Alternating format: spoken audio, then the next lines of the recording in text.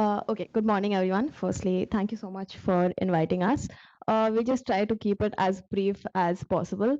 Right. So the first thing is that when we're talking about citizen-centric justice delivery, right? I think most of us are missing the point when we're considering even the definition of the subject. In that, citizen-centric justice delivery doesn't necessarily need to be focused on the law, the statutes, and the acts, right?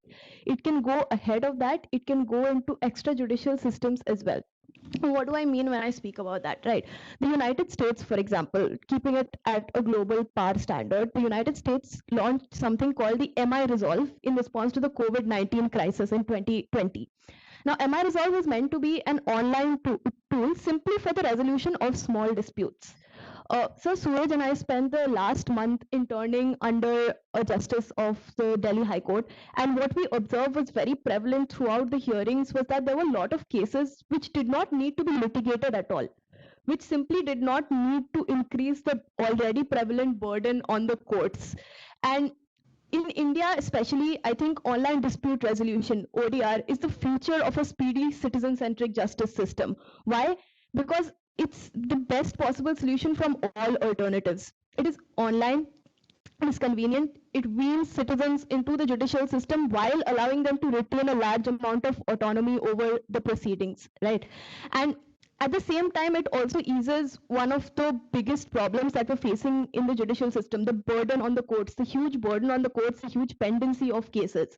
Now, in India, platforms such as Sama are already working on this in small capacities, but the focus has mainly been on corporate disputes, as some of my friends also spoke about. Corporate and commercial disputes have been the focus of online mediation. I think the time is now to shift that focus from corporate disputes and commercial disputes to also smaller citizen-centric disputes, disputes such as property disputes.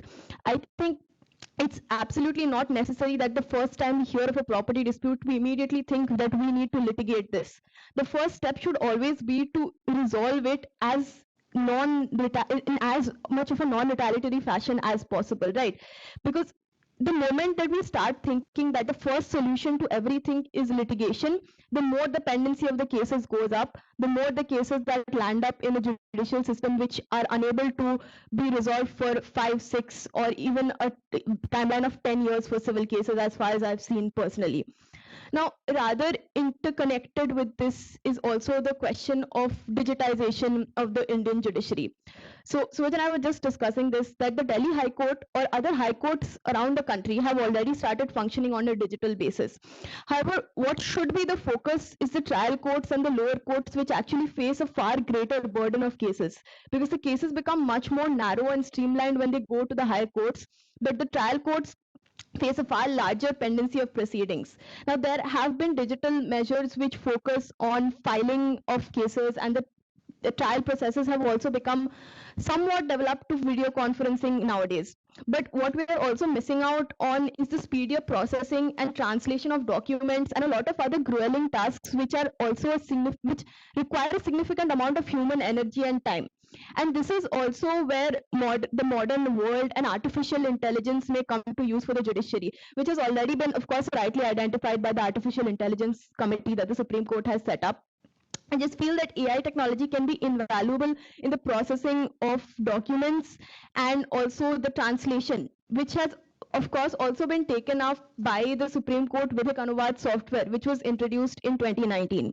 Now, this also brings me to my third point, that digitization in itself is not enough.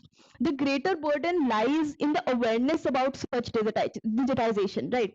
I feel most of us, and in fact, a larger part of Indian society remains unaware of these developments. I, for one, definitely did not know that a software existed before I started researching into it.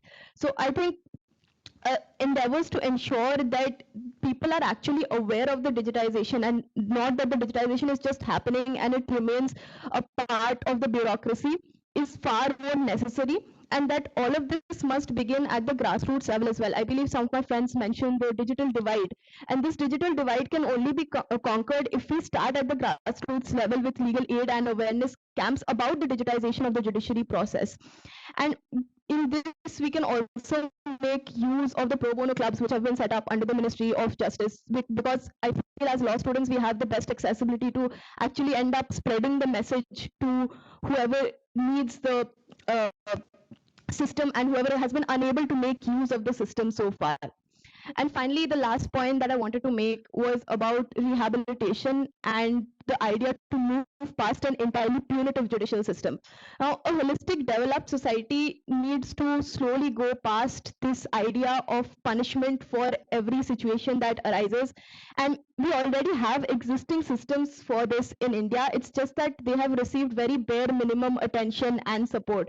Now, for example, the idea of open prisons, something that has only been incorporated in 17 states in India, and currently there exist only 69 such prisons. Whereas I think, sir, that we should be considering a large-scale shift to open prisons, because when we are considering the idea of a citizen-centric justice delivery system, the main goal behind it is to benefit the citizens.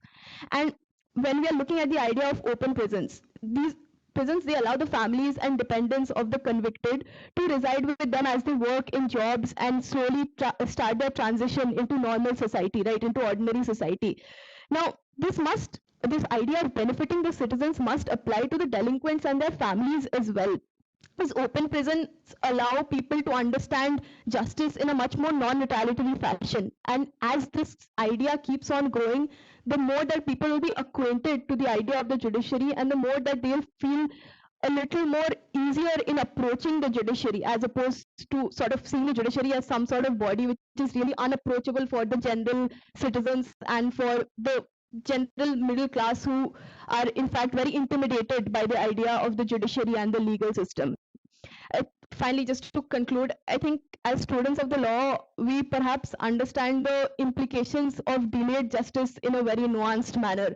And I think that it's imperative that we use this ideal to eventually go forward and ensure that justice delayed is not justice denied in the future, as we say. Thank you.